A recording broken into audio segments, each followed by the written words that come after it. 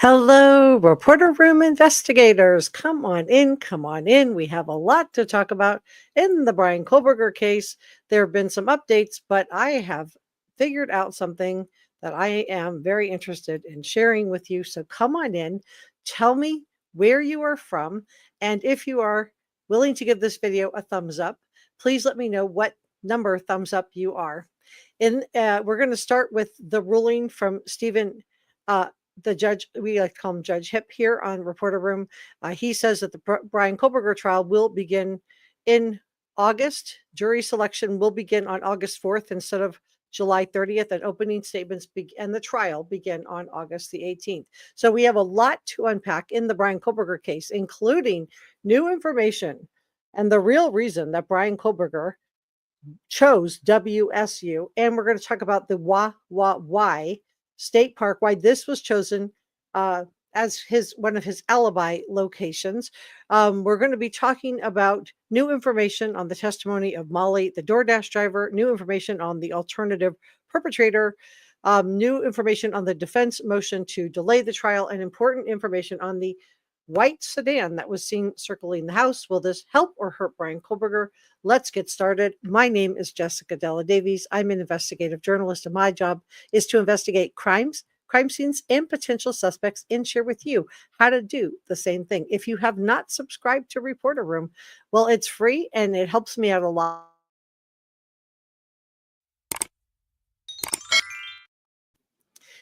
And like, share, leave a comment, and know that everything I'm sharing with you is my opinion. So come on in and tell me where you are from.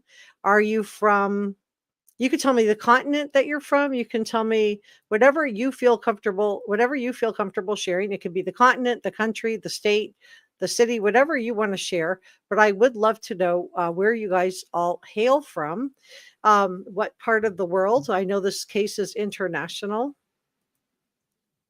This is a probable cause affidavit. And okay.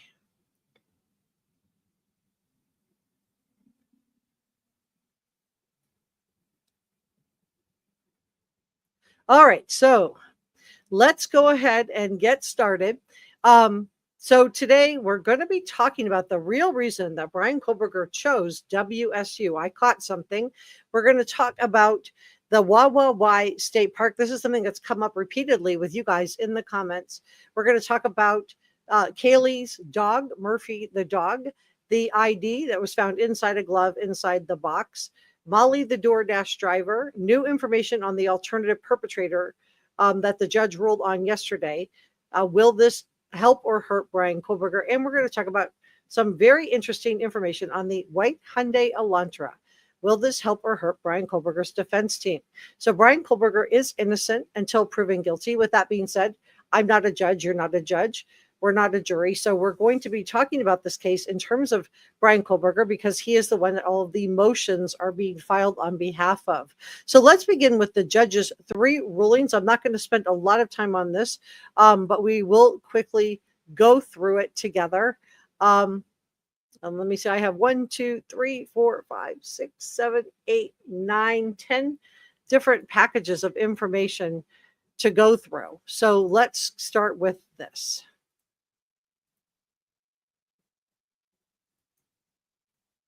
Okay. So this, we're going to start with the breaking news with the judge yesterday. We're just going to start with on this, and then we're going to go into the why State Park and the real reason that Bryan Kohberger chose WSU. I did some heavy duty research, and I'm really excited to share what I found. So the judge said that the attorneys ahead of Bryan Kohberger's trial, he said that that Ann Taylor and Bryan Kohberger's defense team will not be able to present to the jury the theory of some unknown person. It's called an unknown perpetrator that did the crime. And boy, did he like smack down Ann Taylor, in my opinion. If you want to go through all the court docs, let me know. I can go through those, but and we could do that in a different live stream. But I honestly have so much other stuff prepared. I'm just gonna briefly go over what he said. So I just told you that the trial is going to begin August 18th, a week later than planned. Other than that, there's no real delay on this. And he went through a series of final rulings, and this is cleared the path for the trial to begin. He said that the attorneys, if Bryan Kohberger is convicted, they will not be able to present to the jury a theory that some unknown person is the real perpetrator in this. And we found out that Ann Taylor did indeed put forward 4 people, but I don't know which 4. But I had also thought that she was going to put forward multiple people that she would be definitely trying, because all she needs is one juror, right?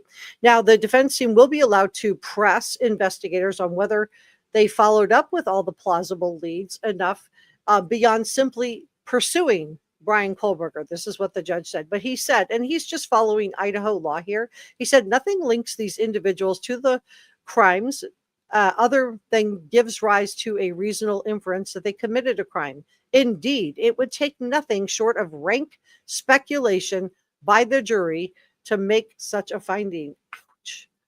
Okay, so Bryan Kohberger had offered up these 4 perpetrators under seal, and I told you I didn't think it was viable. The judge had alerted Ann Taylor. He reminded her that according to Idaho law, she can't just throw names out there. She has to have evidence linking them to the crime. So did she have this? I didn't think she did, because as soon as she put it forward with her perpetrators, she sealed it. And so I thought maybe she knew the judge was not going to accept this. Now, Bryan Kohberger's attorneys, who insist that he is innocent, did acknowledge that they didn't have enough time to pursue that strategy at the trial's outset and wanted the judge to give them latitude in building a theory when they cross-examined the prosecution's witness.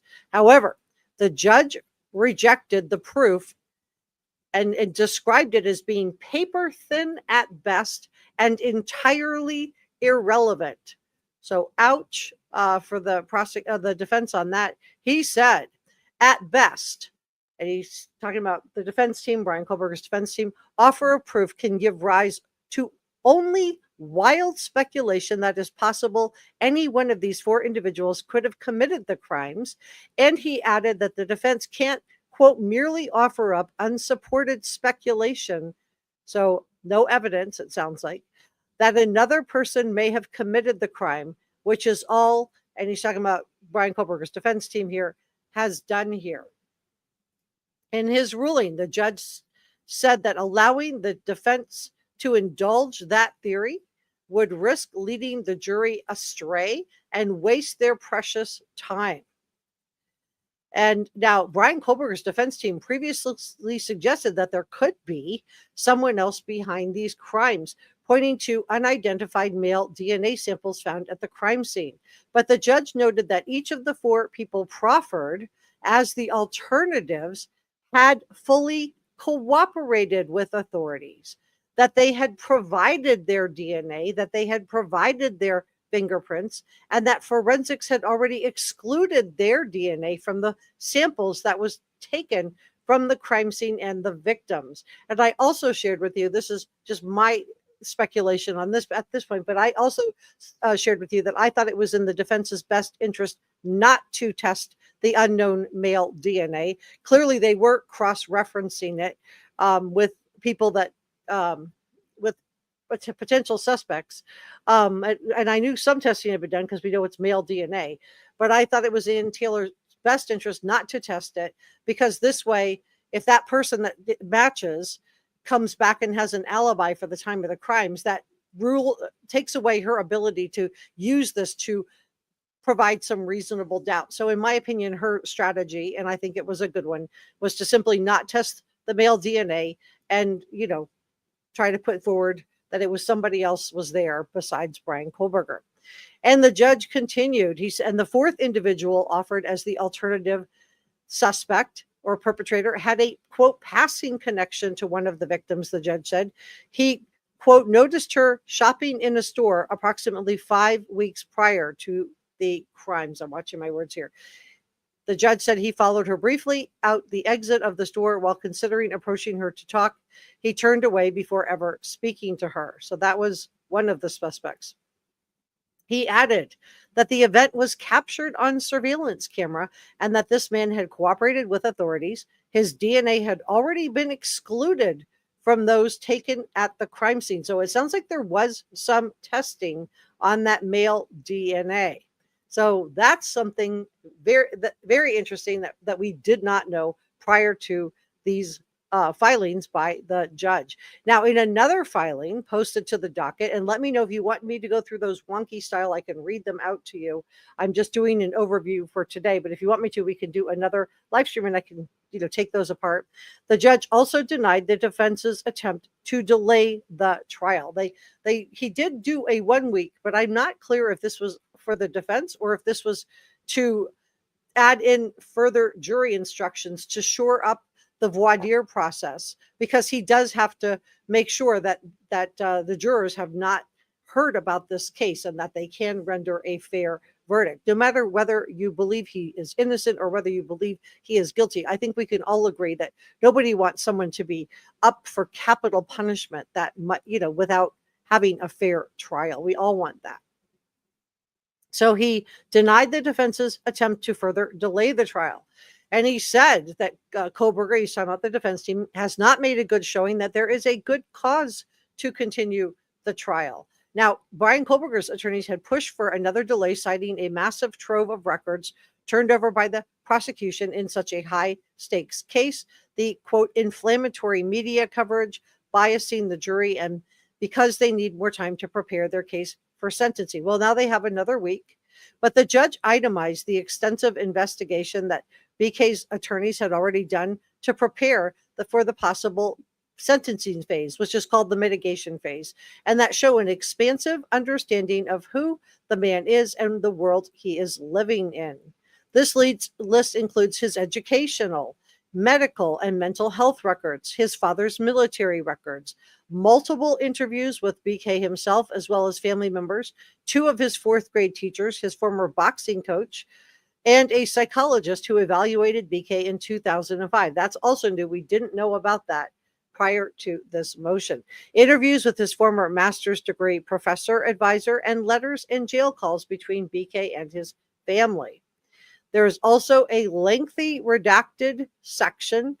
There's a lot of redactions on these. Speculation that BK's attorneys went to chase down, which the judge called, and he characterized these as, quote, unsupported suspicions that smacks of tactical gamesmanship and delay. So he thought this was just nonsense on Ann Taylor's part. He said if they were truly struggling to be ready for the August trial, they should have said so sooner, before all the deadlines had passed. BK's attorneys have robustly litigated this case so far, amassed dozens of experts and other team members, and filed numerous briefs. The judge also said he doubted that the national media attention on the case would decrease with a delay. He wrote, 4 college students in a small Idaho town were brutally, and I'm just going to done away with by an unknown perpetrator. It was an immediate media sensation and garnered widespread attention that not only continues to persist, but continues to grow. So no delay and no mention of an alibi either, you guys, which I thought was interesting. All right, so let's keep going because we have a lot of stuff to unpack on this. So come on in, tell me where you are from, and we're going to talk about Bryan Kohberger and the Wawa State Park and WSU, the real reason why Bryan Kohberger chose WSU to attend. Now, the mention of Ted Bundy in the context of the YY Park comes from the fact, it came from you guys in the comment section, that Bryan Kohberger, that Ted Bundy was a suspect in a cold case of a WSU student, you guys, whose remains were later found in the Wawa Canyon in 1972, according to the Lewiston Tribune. Now, while Ted Bundy was considered a suspect, there is no real evidence linking him to the crimes. So let's look at, let me pull this up. I had to, because this is from 1972, I had to go and dig through a lot of old articles. All right, so let me pull this up.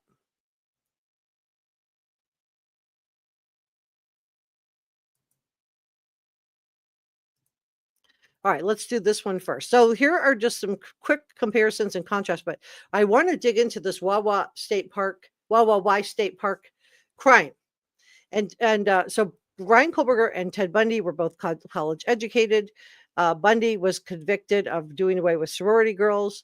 Kohberger's just indicted, but he hasn't been convicted yet. But also sorority girls. They both have personal histories that reflect an intellectual interest in the workings of criminal investigations and criminal psychology, and a handful of abandoned attempts of attending various colleges. Bundy granted in 1972 from University of Washington, so not WSU, but University of Washington. But the victim came from WSU. But both of men have a degree in psychology. BK has his bachelor's degree in psychology, and so did Ted Bundy.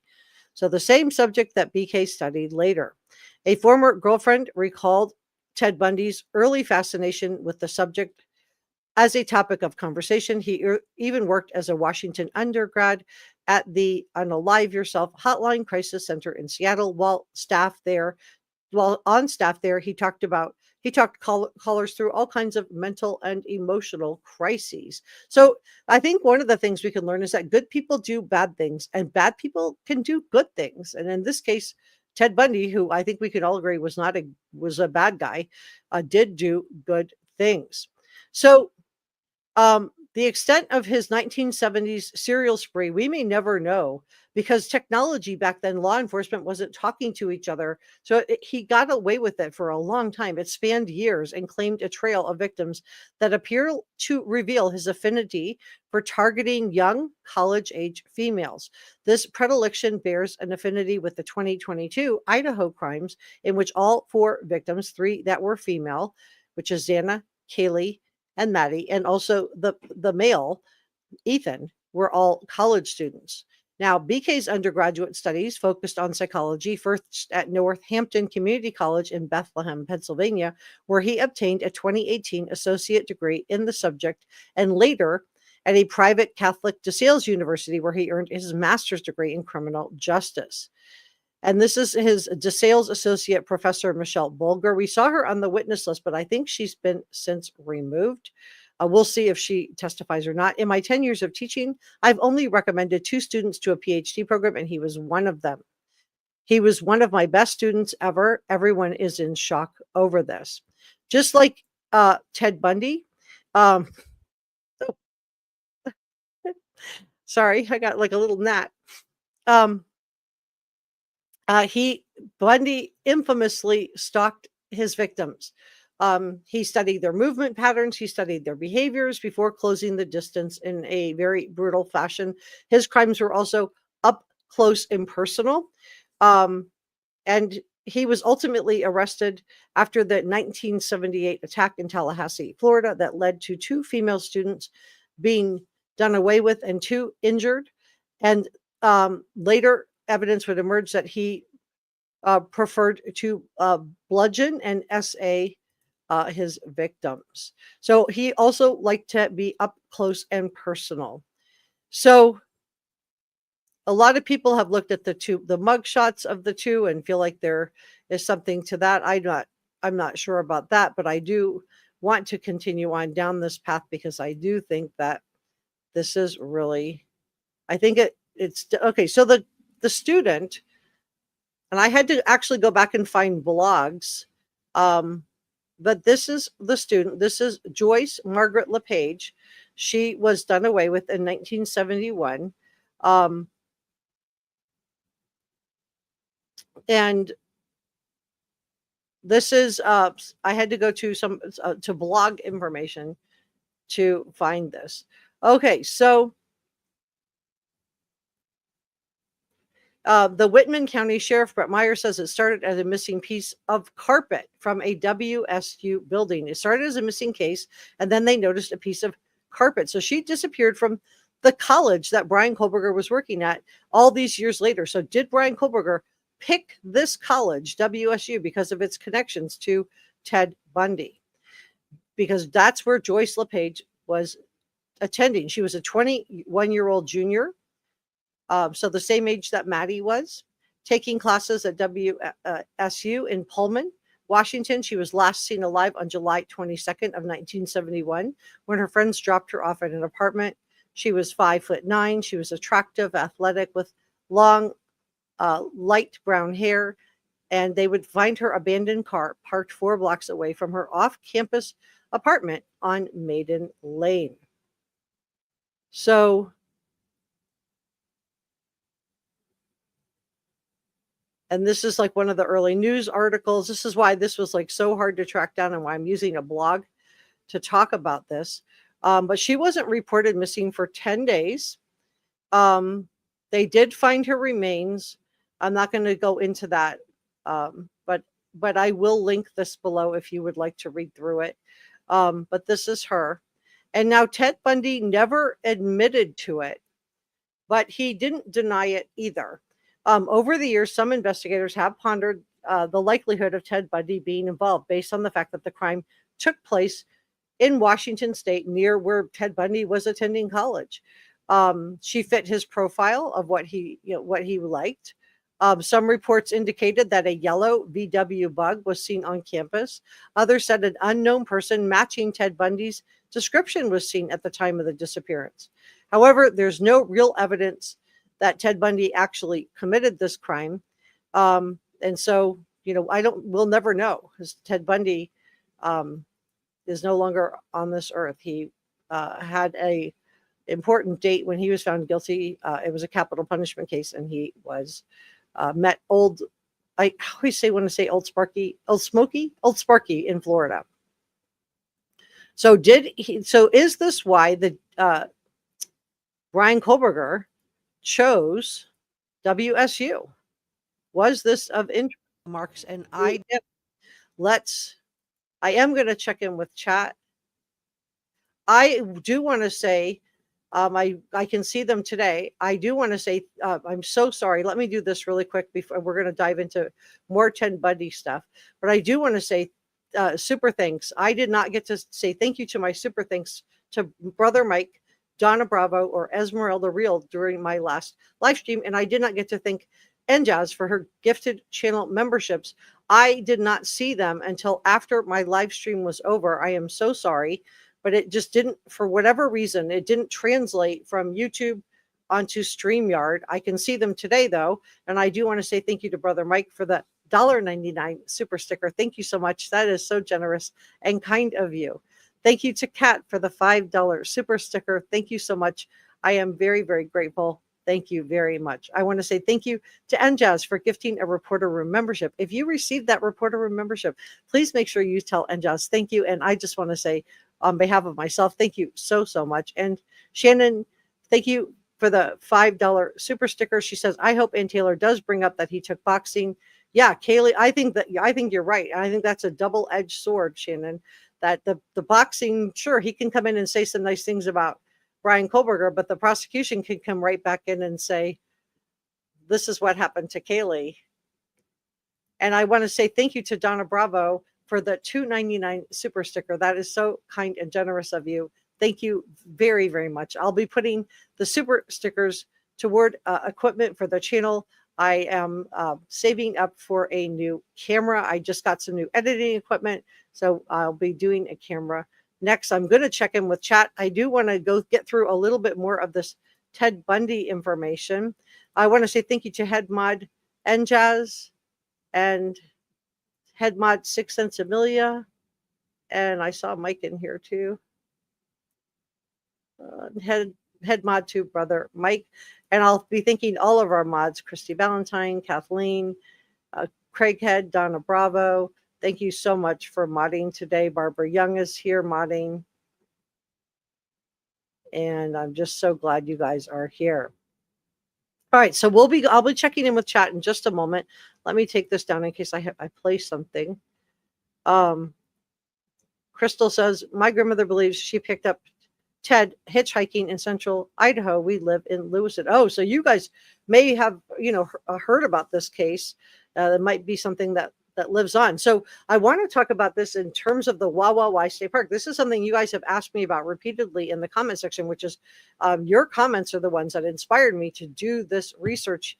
And I spent hours looking into this. And the reason it took me so long is because going back into the 70s on your computer before computers were invented, that's where I'm like using blogs of people who've found old newspaper clippings. So The park was mentioned, the Wawa State Park, as part of BK's alibi. Now, this is where this particular college student that I just showed you, this is where she was ultimately discovered. So, was that selected by Bryan Kohberger because of his connection to Ted Bundy? Because of the connection, we know that Bryan Kohberger, according to Dateline NBC, took the hooded picture of him, that creepy one with the hoodie where he looks all ghostly white. That was a nod to Ted Bundy. We know he watched a couple of different Ted Bundy movies. And we know that Ted Bundy is suspected in this cold case. I have a little gnat that for some reason just loves me today. Was suspected in the context of the Wawa State Park. So is this why Bryan Kohberger chose to name that particular park? Remember, Bryan Kohberger has never said he didn't do it. He never pled not guilty. He stood silent, and the judge had to do this. And my theory, let me know if you have a different one, but my theory is that he wanted to take credit for this, but didn't want to have the consequences.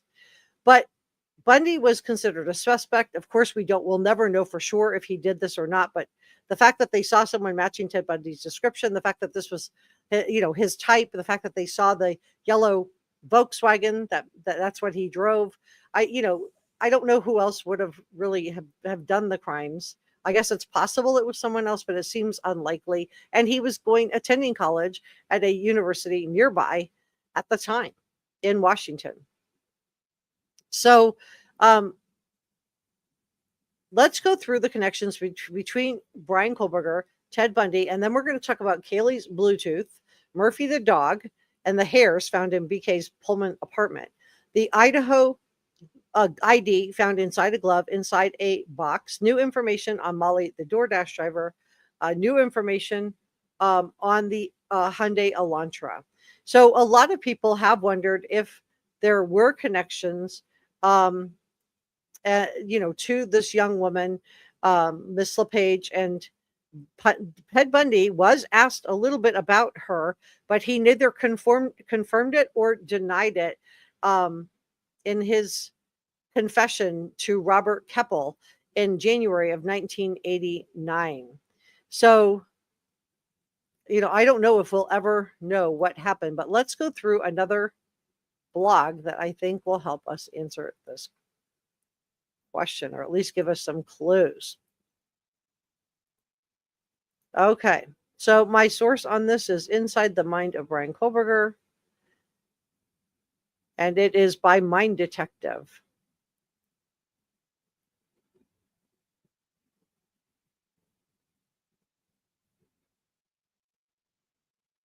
So I'm specifically sticking with the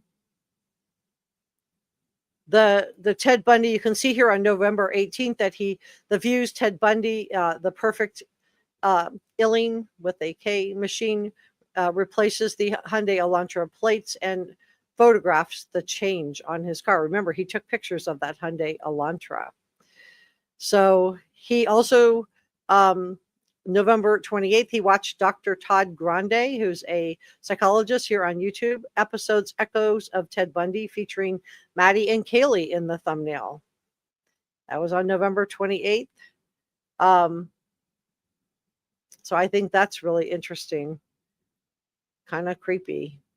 In October of 2022, so this is prior, he browsed Instagram photos of WSU and University of Idaho young women, including friends of the victims. We know he had pictures of them on his phone, according to Dateline NBC. October 14th, he was pulled over for running a red light on the WSU campus. We saw him talk, not that one, but we saw him talk himself out of another one where he pulled up onto the crosswalk. And then on October 19th, he searched, can psychopaths behave pro-socially? On November 2nd, female WS student reported BK to faculty for confrontational behavior, following her to her vehicle. So I do think that this is definitely a very well thought out, very detailed blog. And it does dive into the psychology And she has all of her sources here. She did a really good job with it. Definitely worth looking at. Talks about the autism spectrum disorder, and it's an academic, his academic pursuit of criminology. And she feels like the selfie was a trophy. I agree. I think that was the purpose of the selfie photograph. And according to Dateline NBC, BK's search history included corn with terms like passed out, medicated, sleeping, and forced, you guys. So he liked non-consensual. That's what he was into, which is kind of horrifying.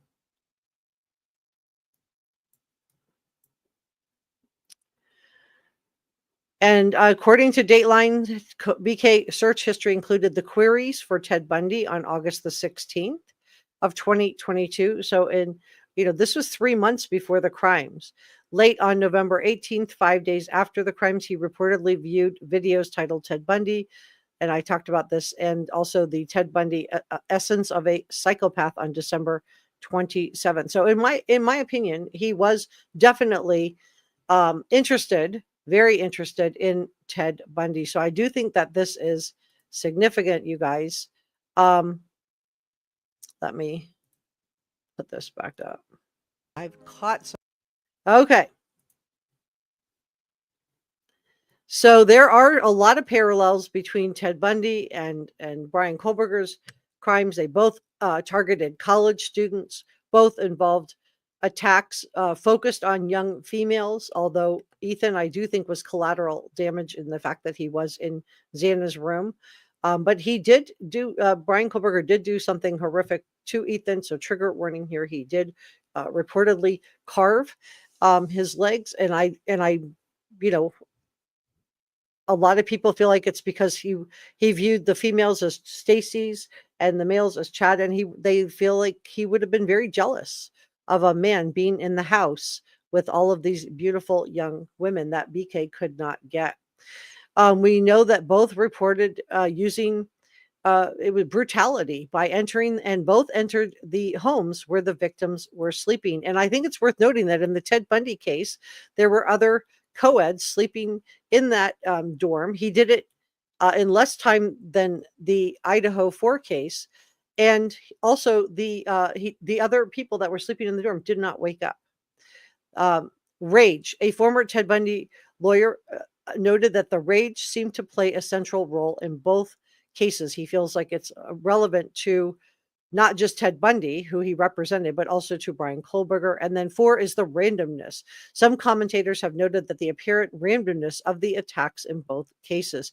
Now let's talk about the animal hair found in Bryan Kohberger's apartment, and then we're going to discuss Kaylee's Bluetooth, Murphy the dog, the ID found inside a glove, inside a box at BK's parents' Albrightsville home, and new information on the testimony of Molly the DoorDash driver, and important information on the Hyundai Elantra. We're going to do all of that.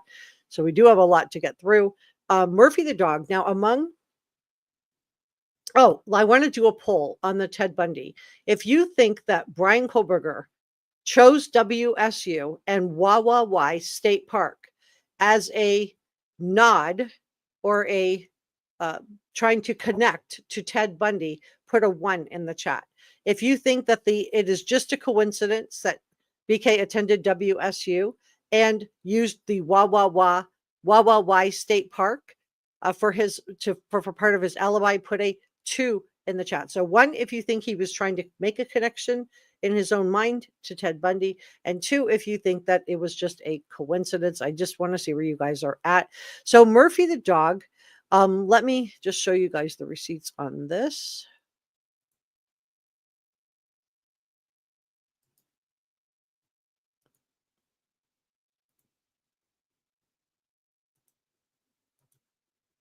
Oh yeah, I wanted to show. Okay, so my source on this is NBC.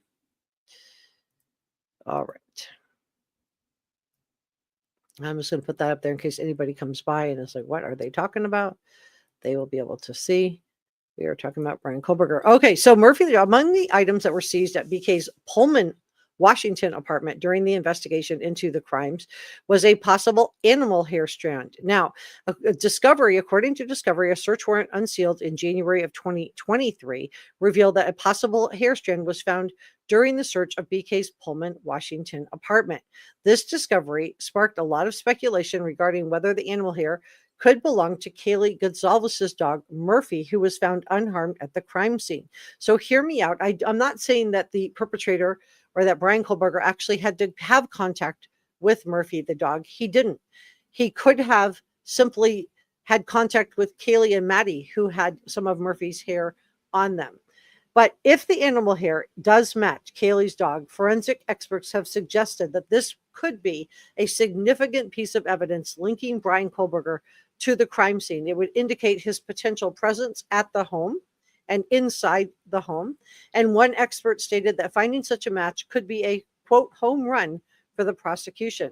Now, the context of the search warrant notes that the investigators believe that the perpetrator, would have trace evidence, including hair from Murphy the dog, on their person or clothing due to the nature of the crimes. I'm going to talk about the ID found inside a glove inside a box next, but let me check in with chat and see where we are on the poll.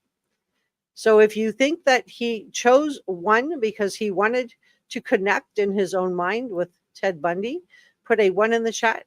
And the Wawa State Park, if you think it's just a coincidence, put a 2 in the so Kami put a 1. Thank you for modding today, Kami. Betsy says Ann is a big talker, just like the claim of Ann alibi. This alternate perpetrator is a nothing burger. Yeah. Sunflower put 1. Jeff, hi Jeff, 1. Bada bing, 1. Susan 1. Patricia 1. Laura 1. 1 from Dredge. Hi Babs. Babs put a 1. Barbara put a 1. Thanks for modding today, Barbara. Much appreciated. Hey Dion. Thriller put a 1. Sherry put a 1. Enjaz put a 1. Thank you for modding today, Enjaz. Vicky 1 and Ilana 1. Betsy 1. Wicked, thank you so much for modding a 1. Donna said, I'm so curious about that animal hair. Yeah, me too. And Angela put a 1. Thank you for modding today, Kathleen. Diane 1 from Michelle Faraday. Sunflower, Brother Mike, thank you for modding a 1. Laura 1. Anna 1. Cat's Pajamas 1.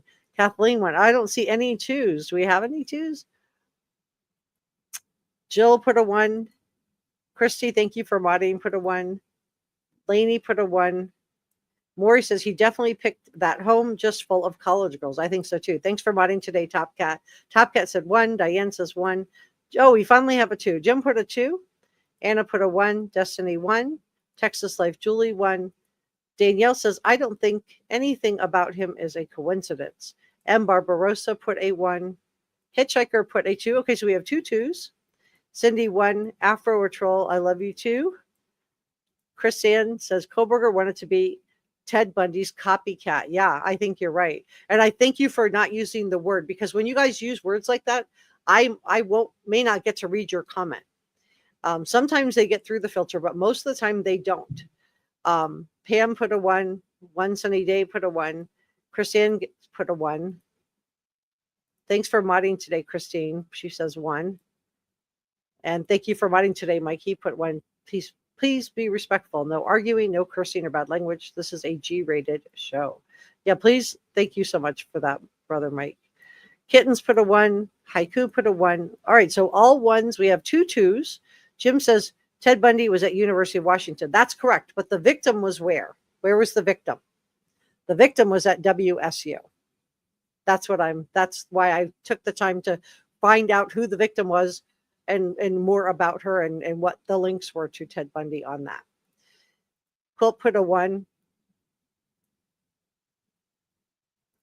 Amelia says, oh yeah, we do have a Facebook group if you guys are interested. Jamie put 1. Kat put 1. Thank you for modding today, Donna. Donna put 1. Brother Mike said the ID. Joe Sickle put 1. Thank you, Kami. Texas Life Julie put 1. Kathleen put 1. Thank you for modding today, Kathleen. Delana put 1. Thank you for modding today, and Jazz. Blackhawk says, I do think he idolized Bundy. And hi Jamie. Cat's Pajamas put 1. And Sue Joy put 1. And Beth put 1. Hey, Jody, great to see you. Julie put a 1. Carrie put a 1. Wow. So all ones. Alice has a 1. All right. And BlockX, I'm very curious about those IDs, whose they really are, and did they really find some? All right, let's talk about the IDs. And Jody put a 1. All right, so are you banned? Not from what? I can see you if that's what you're asking. If you were banned, I wouldn't be able to see you. All right, so let's talk about the ID found inside a glove, inside the box. So during the search of Bryan Kohberger's residences, specifically his parents' Albrightsville, Pennsylvania home, authorities reportedly seized identification cards that were inside a glove, inside a box, located inside his parents' Albrightsville, Pennsylvania home. Now, the location, this evidence was found during their, well, they served their search warrant on his parents' Pennsylvania home, which was right after they arrested Bryan Kohberger and put everybody in the family in zip ties. So in an unsealed documents, law enforcement sealed ID cards, plural cards, inside a glove box. And the source on this is Newsweek. Let me share this. All right. Show you the enhanced photos. Okay. So an ID, this is, I just want to show you the sourcing on this, says ID cards, card. But according to court documents unsealed, ID cards, this is plural, cards, more than one, inside a glove, inside a box, were among the items seized during the search of BK's parents' home in Albrightsville. Now, News Nation reported that an ID connected to someone from the home where the crimes took place were found during the search. Jennifer Coffendaffer, who's a former FBI agent and now a content creator here on YouTube, said that the ID in question was found concealed inside a glove, inside a box. She said, if you go to the search warrant return, sure enough, there are these IDs that were concealed in a glove, in a box. So why would you have IDs inside a glove, inside a box? She said, now, this is unusual. Most people don't keep IDs hidden in this fashion. So to me, it was something that certainly corroborated the source information and seems suspect from the beginning. So she is not clear if the ID belongs to one of the victims or not, but says if indeed he had an ID inside a glove, inside a box that belonged to one of the victims, she described this as a smoking gun. She said there's no reason to explain it other than he was at the house that took them during the commission of the crime. She said it's super strong, especially when you combine it with the sheath that was found next to Maddie with his DNA on the clasp. Now, Michael Michaloff, a former federal prosecutor and elected state's attorney, told Newsweek that any items connected to the crimes were found in BK's home, which is across the country from the crime scenes, would be significant, even damning. I actually think that these IDs inside a glove, inside a box, will be more important, possibly to the jury, than even DNA evidence. The reports that the IDs were hidden in a box or glove could meet the standard of what, but we need to note the specifics. He said that the IDs were only generally described on the inventory list for the search, so the connections to the crimes, he used the word schmurder, is unclear. But if one of the IDs for one of the victims, as being reported out by News Nation, it would match the importance of the defendant's DNA evidence. So they're thinking this is the same level of importance. Being found, the DNA that was found on the knife sheath underneath and to the side of Maddie. He said, quote, the potential information is tantalizing in its newsworthiness, but the gag order prevents it from being confirmed. Eventually, the evidence will become public because the prosecutors have the burden to prove guilt in an open court before the jury. So,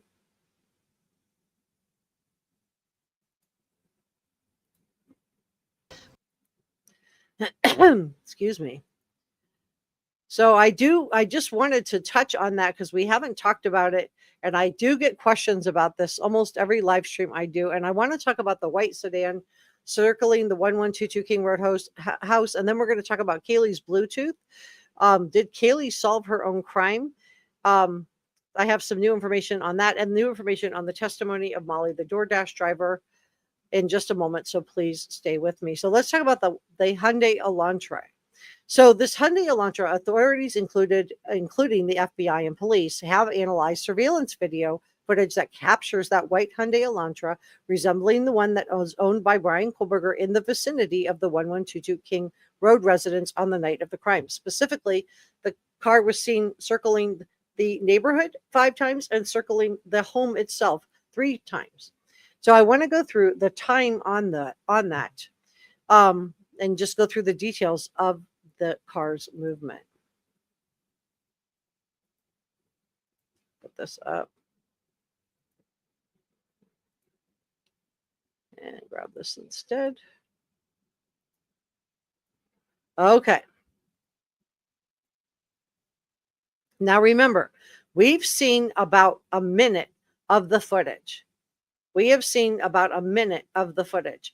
We know that there is 12 hours of footage of this white Hyundai Elantra.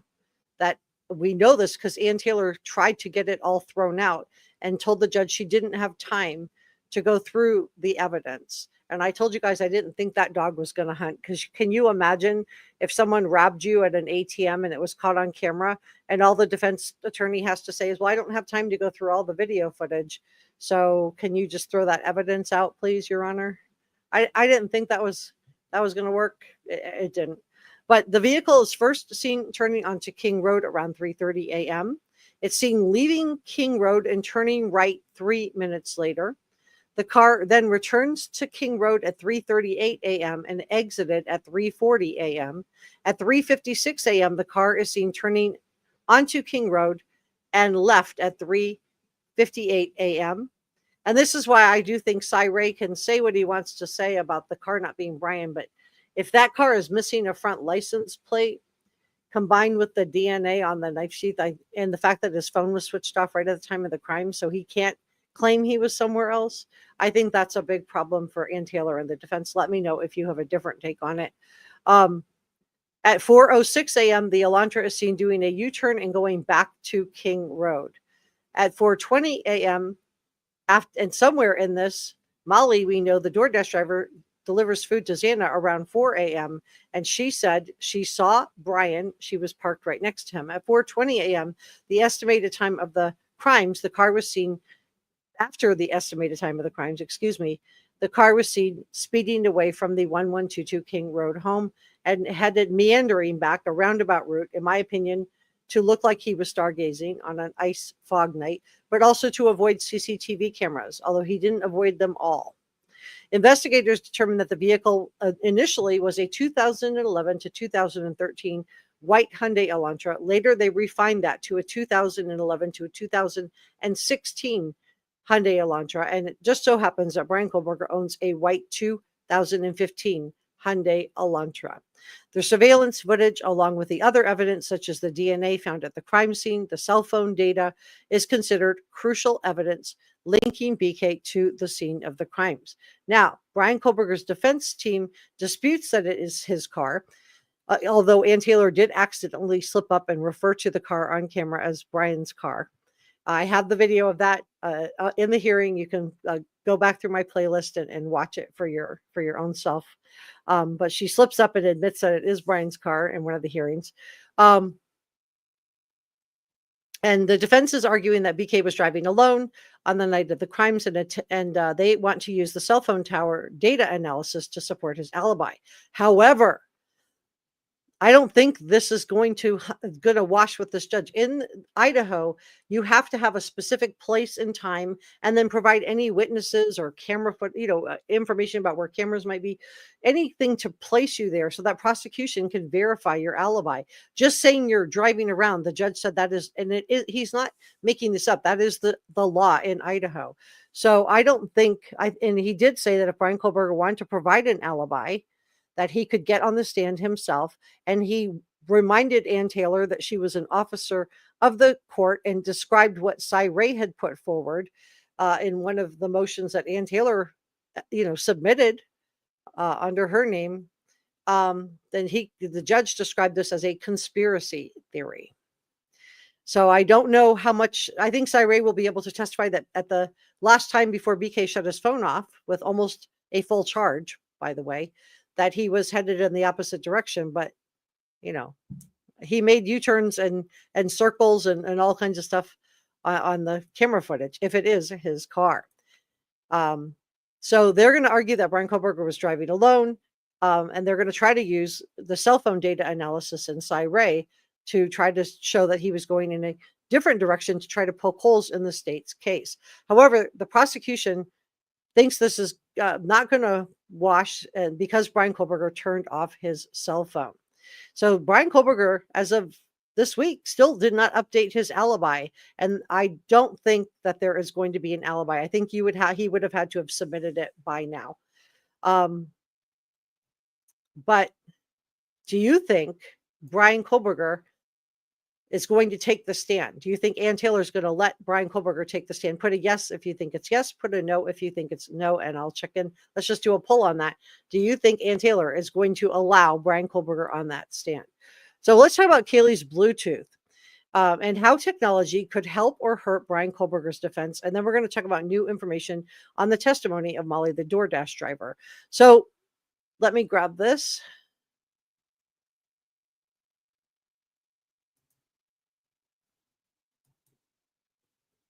Let's see. Let me see if we're all looking at the same thing.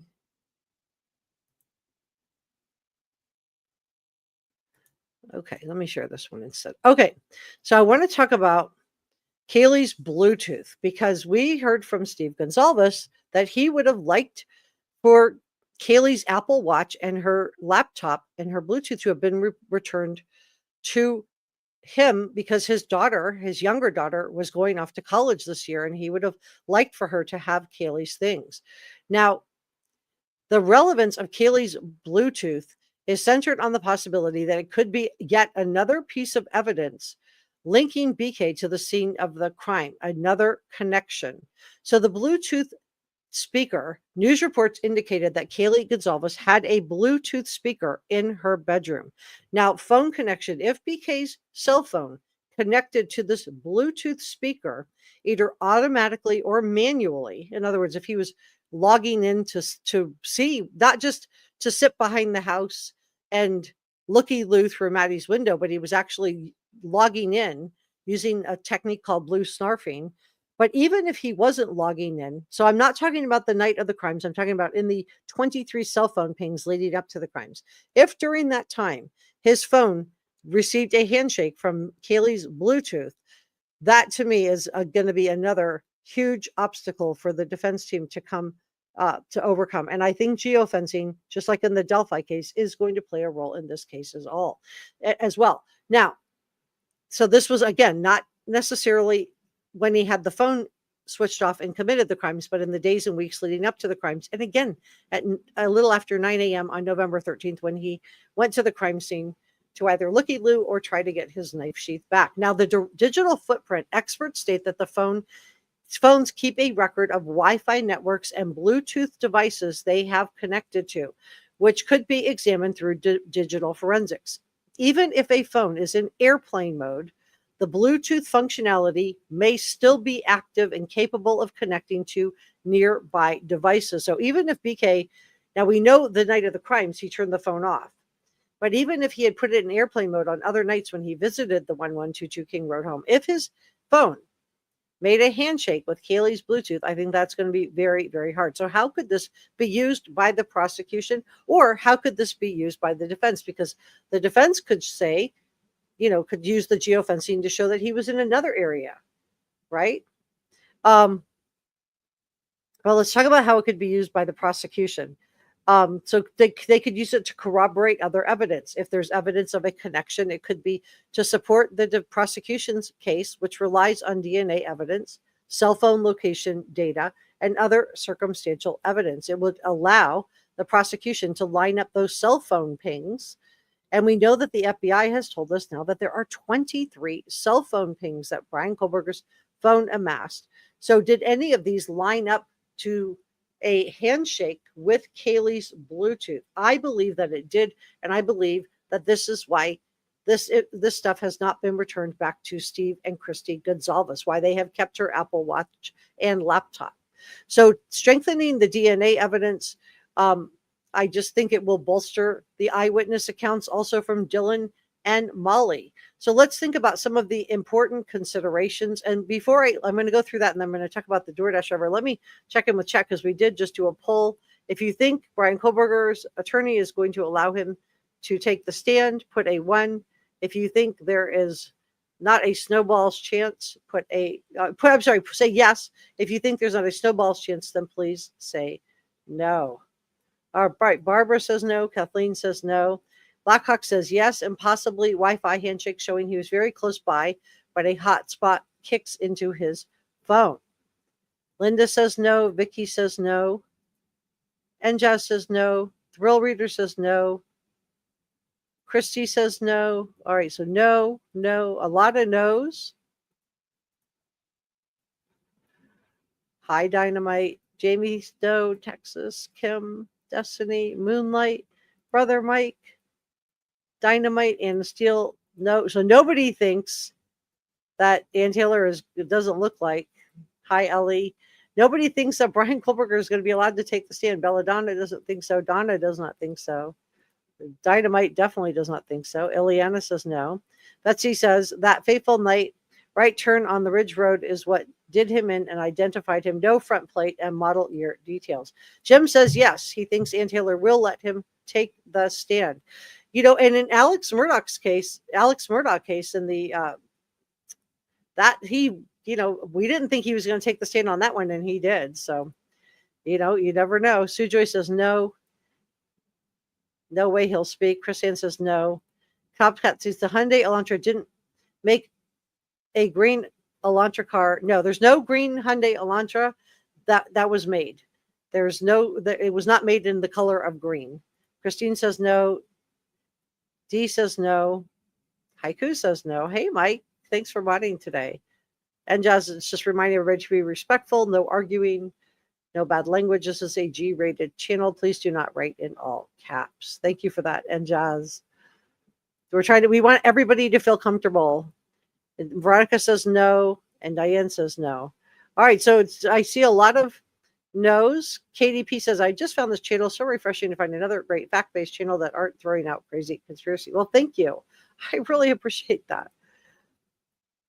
Blackhawk says, Wi-Fi handshakes like when your hotspot kicks into your phone when you leave home and drive down the street. Right. So that if he has that, and they can link up Wi-Fi handshakes with another business where, BK provides an alibi. And like I was at the 7-Eleven, look, my phone has a Wi-Fi handshake. The problem is the prosecution is telling us that his phone was turned off. So did he make a mistake switching his phone off? Brother Rick says, one more thing. Yeah. Happy Friday to you. All right, so let's continue on because we do have some more stuff to get into. And then I'm going to be talking about tonight. I'm going to talk about the Lori Vallow Daybell case. I shared with you guys during the last live stream. I did not think that Charles Vallow was Lori Vallow Daybell's first victim. I think her third husband, Joe Ryan, was. We're going to talk about what happened to Joe Ryan. And I'm going to talk about how they did away with Joe Ryan and how I believe they did away with, in my opinion, Alex Cox, Lori's brother, also. Both of those were ruled natural causes. I don't think they are, and I'm going to share with you why on the next live stream. But let's get through this because we still have a lot to go through. So the prosecution will need to present the forensics evidence that shows that there was a handshake between BK's phone and Kaylee's Bluetooth speaker. Now, the defense can counter argue this. They can challenge the reliability of the Bluetooth evidence. They could potentially argue that the connection was accidental or could have occurred at a different time or in a different location. But I think the presence of Kaylee's Bluetooth speaker in her bedroom opens up the possibility, and the fact that this was never returned to the Gonzalez family, even though other items belonging to Kaylee were returned, does show that there is a strong possibility that there is a technological link between Bryan Kohberger and the crime scene. And again, this could be significant. It could be significant. So did Kaylee solve her own crime, what happened to her, using technology similarly to Libby and Abby, who caught the perpetrator on a Snapchat video? similar to Paul Murdaugh, who also caught the voice of Alex Murdaugh. Alex Murdaugh gave his alibi and said he was not at the dog kennels the night that Paul and his wife, Maggie, and his son Paul were done away with. And then we got this Snapchat video, and you can clearly hear Alex Murdaugh's voice in the background, with the timestamp. So he clearly was at the dog kennels that night.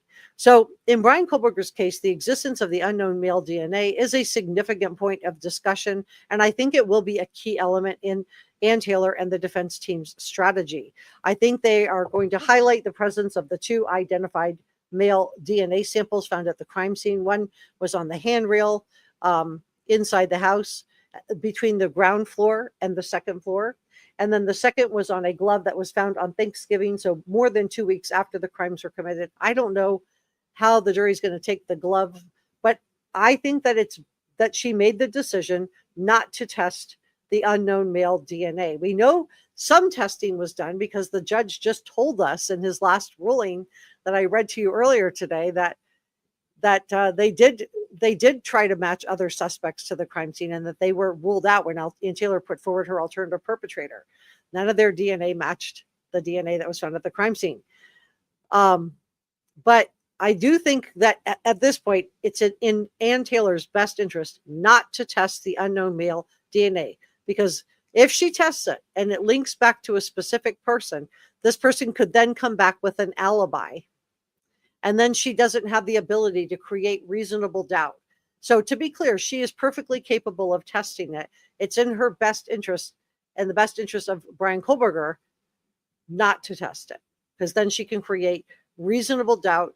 And even though she can't introduce anyone specifically as an alternative perpetrator, she can allude to an alternative perpetrator argument and use it to cross-examine law enforcement. So a lot of people, including Fox News, have suggested that the actual perpetrator planted this DNA, that because Bryan Kohberger wrote a how-to essay, and one of the things he talked about in his essay was the fact that a perpetrator could plant DNA evidence to mislead law enforcement. So did he plant the DNA?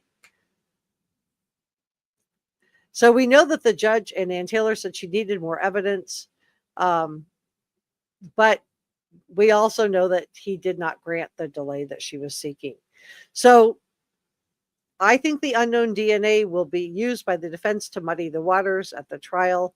The other thing, they could also raise it as a potential failure by law enforcement. They could argue that law enforcement failed to fully investigate other potential suspects, particularly after focusing on Bryan Kohberger after finding his DNA on the knife sheath underneath into the side of Maddie. They also have the Hyundai Elantra circling the crime scene, all of those cell phone pings, and then this eyewitness account from DoorDash driver Molly. So we'll have to see how all of this shakes out at the trial. So I want to talk about DoorDash driver Molly. So whether Molly can identify Bryan Kohberger at the trial is a crucial question. And I'm already seeing it being debated both here on this channel, but also in chat rooms and on Reddit of what she saw. Now, as I shared with you guys during the last live stream, I believe that Molly talked about, according to one of my channel members, Veronica told me that Molly talked about having getting an MS hug, which is painful. It's muscular sclerosis. And I shared with you, I'm not going to rehash it today, but I shared with you how the symptoms of MS present, how it presents as being, it looks like you're intoxicated, right?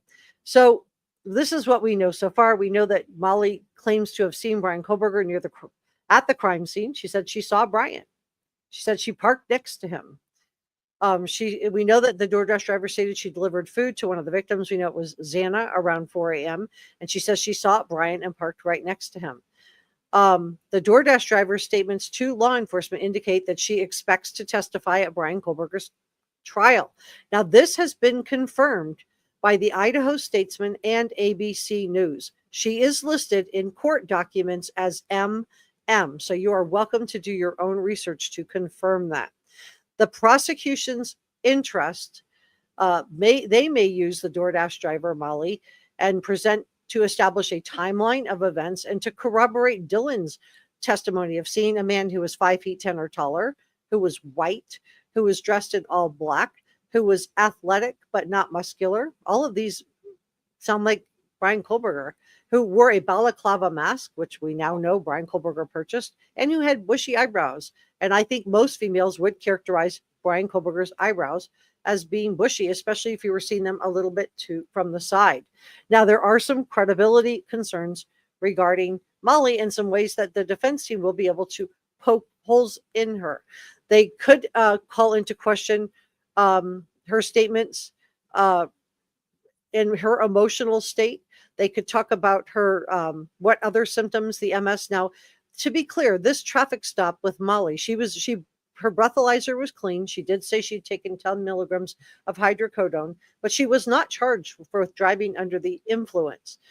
Some people tried to come in and say there were other signs that she used medication. I didn't see anything to me. And because she wasn't charged with driving under the influence, I'm not convinced that she was. I think if she had been, they would have charged her with that.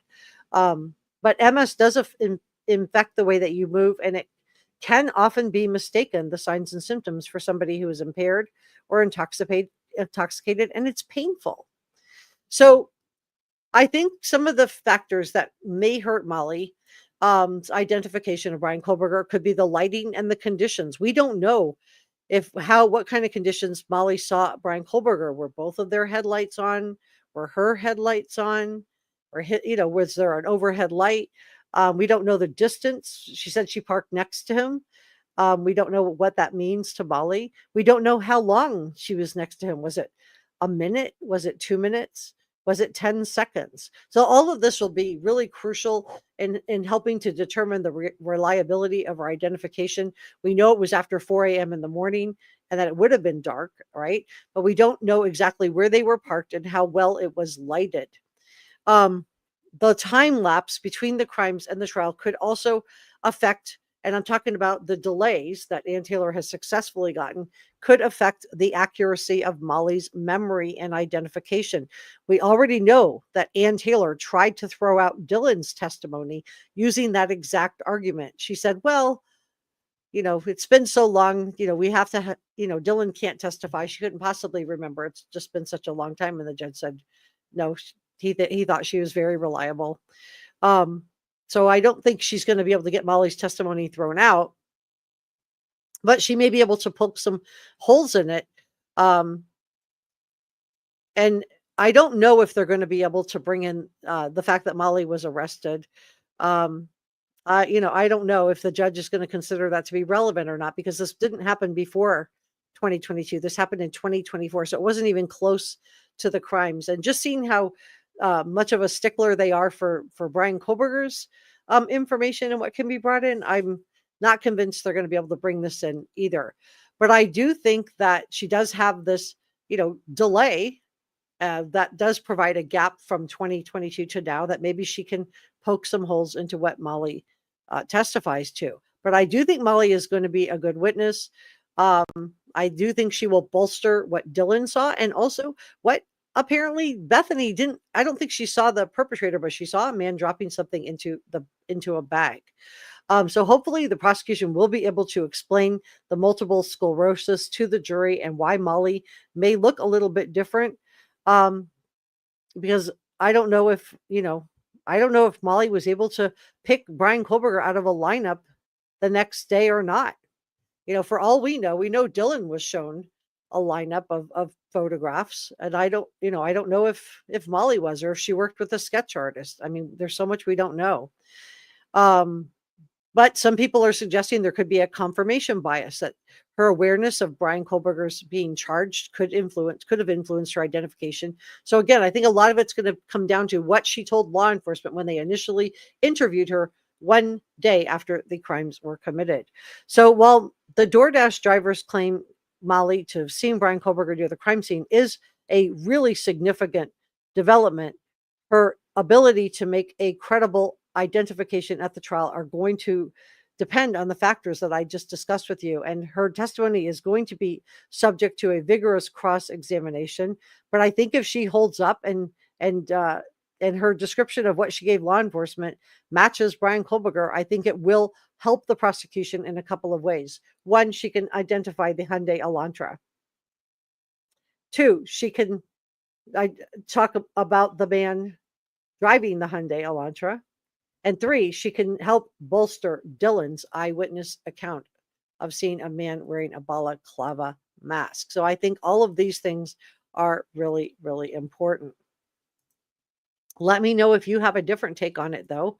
And I want to say thank you to NJAZ for gifting another Reporter Room membership. That is so nice of you, NJAZ.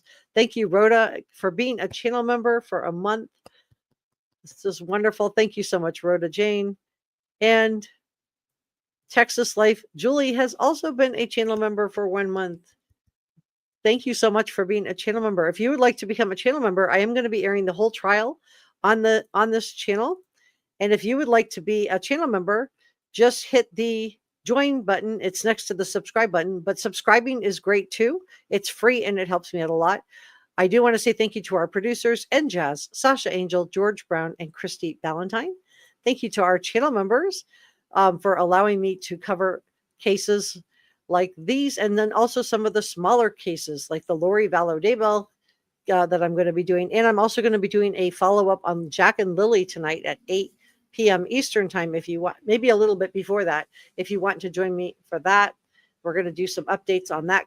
If you're looking for some credibly sourced information on Jack and Lily, we're going to be talking about that. Those are the two little ones that disappeared from Nova Scotia.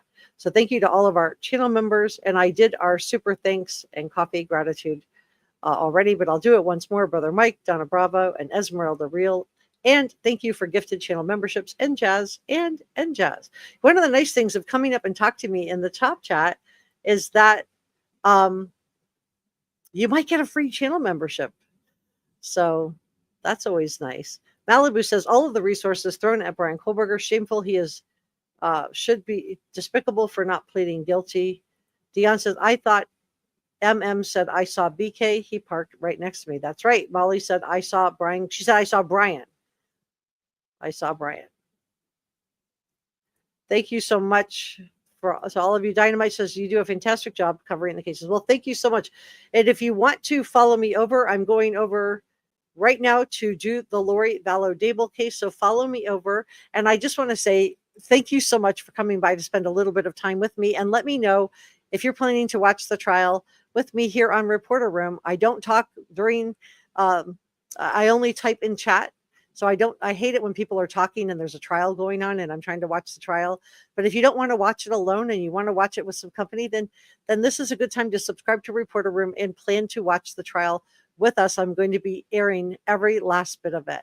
All right, guys, I will see you for the next Bryan Kohberger live stream, which will be on Tuesday.